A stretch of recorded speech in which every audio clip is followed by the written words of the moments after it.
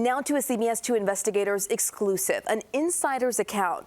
What he says he witnessed being done with cancer-causing chemicals at a North suburban plant. It's one of several companies now accused of knowingly polluting the community for decades.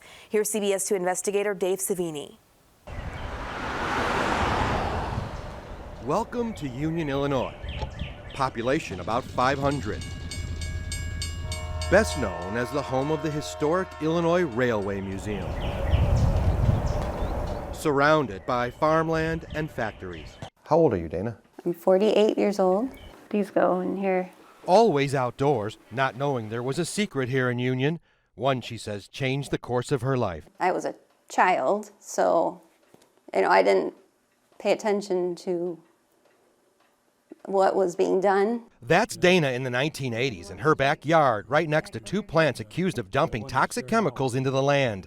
Operators of the plants deny they are to blame. I wasn't feeling well for actually years. Dana never thought much of the plants back then. Now she is haunted by them. What do you believe? I believe that for 20 plus years that I was slowly poisoned with these cancerous chemicals. One plant, Fibrotech, later bought and sold, is no longer. All you can see is what's left behind. Decades-old tests here show the ground was contaminated. So was the land around another plant, Central Wire.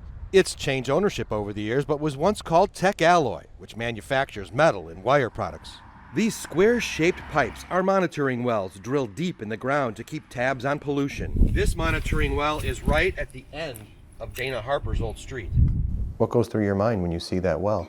That there was, chemicals being dumped. Then, years later, came the lump. On my lymph nodes, on my collarbone here. In 2017, she was diagnosed with non-Hodgkin's lymphoma and went through grueling treatment. I was devastated. I was scared to death.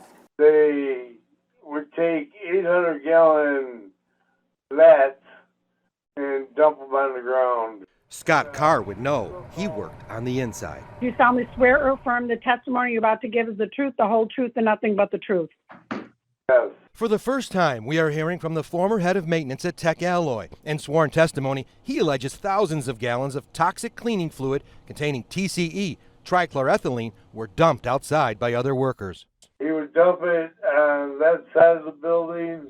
And you're referring to Johnson Street as where Dana Harper lives? Yes. TCE is a cancer-causing chemical. Over time, it eventually turns into vinyl chloride and DCE, dichloroethane. They become vapors and can seep into homes. Records reported to the EPA in 1990 reveal dichloroethane was found on Harper Street. And it's an incurable disease. You believe the chemicals that were dumped into the ground are responsible for your cancer? I do. Dana says dozens of neighbors just from her street have cancer or have died from cancer through the years. I would say 30 that I know of. Including her mom. What kind of cancer was it again? Multiple myeloma. Her mom, Donna Gall, died in 2003. She was 65. What did it do to you to lose Donna? Oh, you're never the same. Never. Harold Gall also believes his wife's and daughter's cancers are connected. You never would have built there, that's for sure. No. Never thought about the chemicals. Neither did the insider. I used to put my hands in it straight up with no rubber gloves or nothing and a brush, clean the wire. He said for years they would dump vats of TCE outdoors to get rid of it until they learned the truth about what they were dumping. The material was dangerous to people and what it did to the environment. You might wonder, where was the state and federal EPA during all of this? After years of dumping, the U.S. EPA stepped in at this plant, which used to be called Tech Alloy, to do a cleanup back in 1990. 30 years later, it's still going on. And here at the site of what was once the Fibrotech plant, the state EPA continues to deal with a voluntary cleanup of this property. Now, this pumping station and evaporation machine are supposed to get rid of TCE, sending what's left into the Kishwaukee River. There's literally an entire chart of chemicals that were found that were in the soil and in the water. The focus point here is TCE because it is right next to a school, a grammar school. Stephen Blandon is the Harper family attorney. How many people do you believe have cancer? There's no way of knowing, in part because so many of the kids that would have been exposed when they went to the school have moved away.